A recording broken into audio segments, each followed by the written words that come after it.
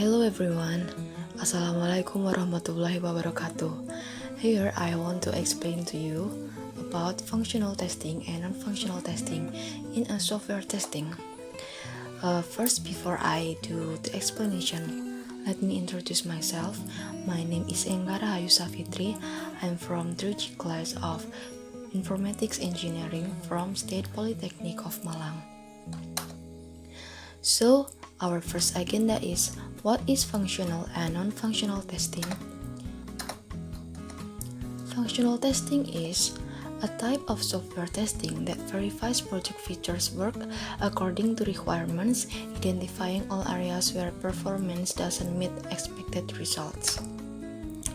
While non-functional testing is a type of software testing that performs checks on wider quality concerns, verifying all non-functional aspects of the software applications, such as usability, performance, compliance, etc.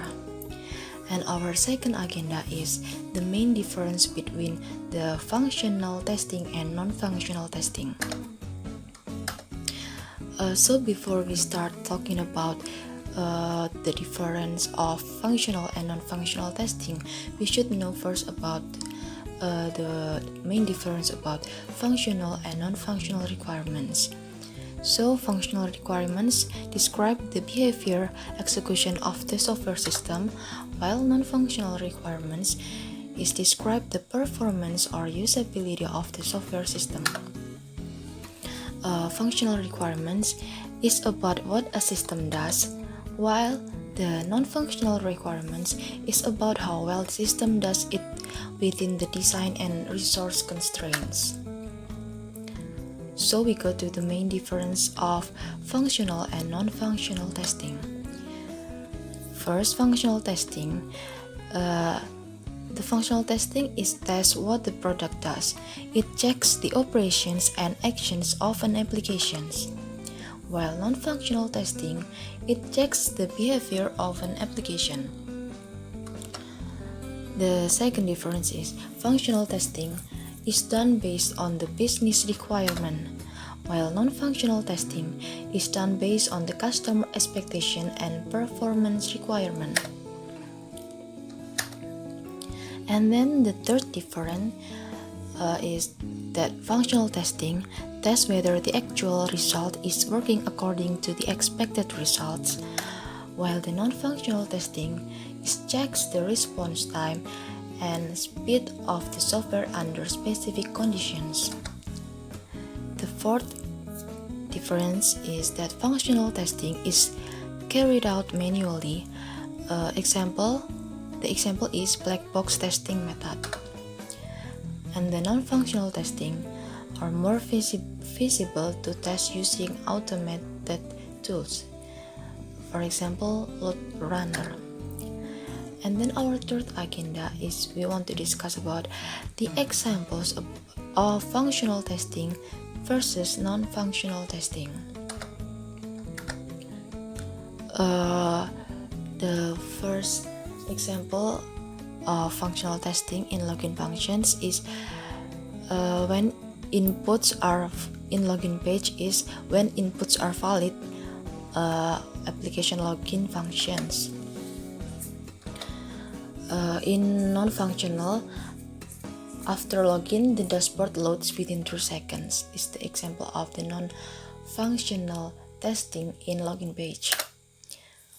And then the second is in functional testing, when email notifications are on and user receives a new message and email notification is sent. While in non-functional testing, the email notification is sent within 5 minutes. In functional testing, when a JPG file under 1 MB is uploaded, the uploader accepts the file.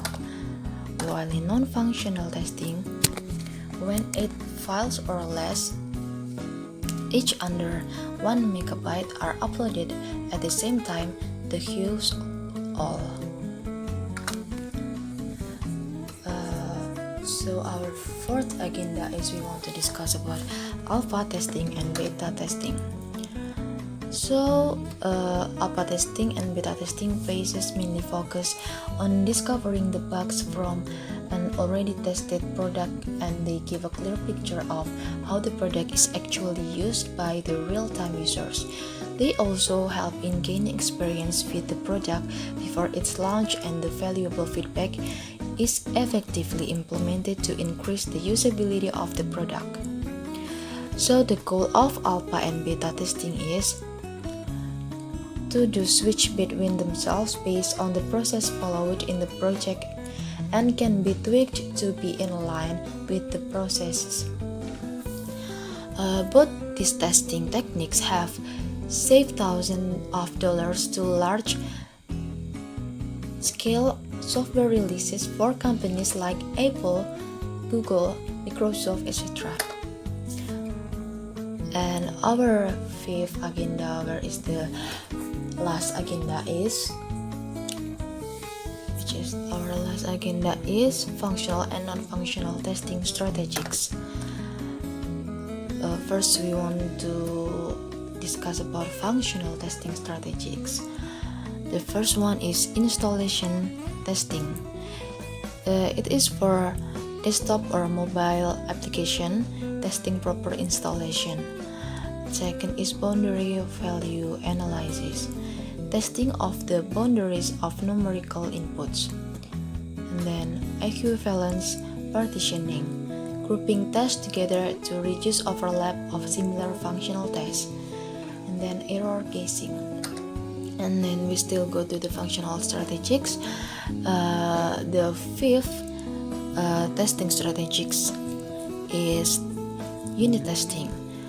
Is the testing performed at the smallest level of the software. It's not about how the system is functioning as a whole, but whether each unit is executing properly. And then API testing.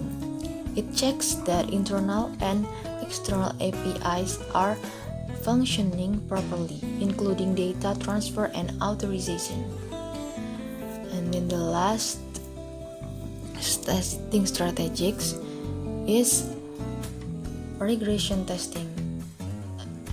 Is the tests that are performed to verify that new software change did not have adverse effects on existing functionality. And the regression testing is the most common automation technique. And then we go to the non-functional testing strategies. The first is load testing.